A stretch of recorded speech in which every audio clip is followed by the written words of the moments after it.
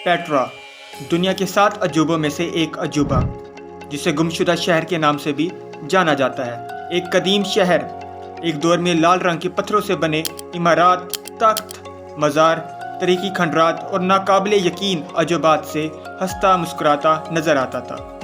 मगर आज इसे शहर खमोशा, गुमशुदा शहर और द रेड रोज सिटी के नाम से याद किया जाता है। आए दोस्तों, आज की इस वीडियो में एक ऐसे शहर के बारे में जानते हैं जिसने वक्त की लपेट में आकर एक भारी अर्थक्वेक से अपना वजूद खो दिया। लेकिन इससे पहले आपने अगर चैनल को सब्सक्राइब नहीं किया तो कर लें, ताकि तारीखी राज आपके सामने मालूमात से ज़ाहिर हों, क्योंकि it is history not mystery. ये शहर जो कि अर्दन का दारुल हुकूमत था, अमान से तकरीबन 260 किलोमीटर जनूब में वाक़िया है। सुर्ख चट्टानों से बना ये शहर, जिसकी वजह से इस कौम को द रेड रोज सिटी कहा जाता है, एक सदी तक कौम समूद का दारुल हुकूमत रहा। जी हाँ, वही कौम समूद जिसका जिक्र कुरान पाक में अल्लाह ने सूरा एराफ में किया। दोस्तों, कौम समूद दुनिया की दूसरी ताकतवर कौम थी, जिनकी उम्र 900 से 1000 साल तक होती, जिन्हें कोई बीमारी नहीं लगती थी। इनकी हाइट बहुत ज़्यादा थी, जिसकी वजह से वो ऊंचे ऊंचे महल को आसानी से तराशते और बना सकते थे, जिनकी खूबसूरती इतनी ज़्यादा होती कि दूर दराज से लोग इन्हें देखने आते थे। मगर गरूर में आकर कौम समूद अपने हाथों से अपनी शक्लों के बुत बनाकर उनकी पूजा करने लगी। जब कुफ्र हद से ज़्यादा बढ़ गया तो अल्लाह ने ज़ोरदार ज़ल्ज़ला भेजा और इनके घरों को इनके सर पर गिरा दिया। दोस्तों, लेकिन इस कौम के घरों के निशानात आज भी बाकी रखा है कि लोग इबरत हासिल करें।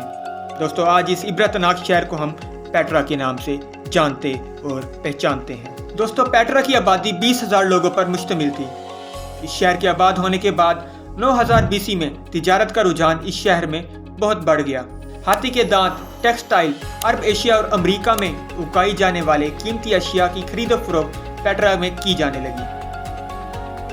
पेट्रा में मौजूद कौम की खास बात यह थी कि ये लोग इरिगेशन सिस्टम यानी अब्बाशी का निज़ाम से आगाह थे। बासानी सरहाई इलाकों में पानी जमा और तकसीम करना जानते थे।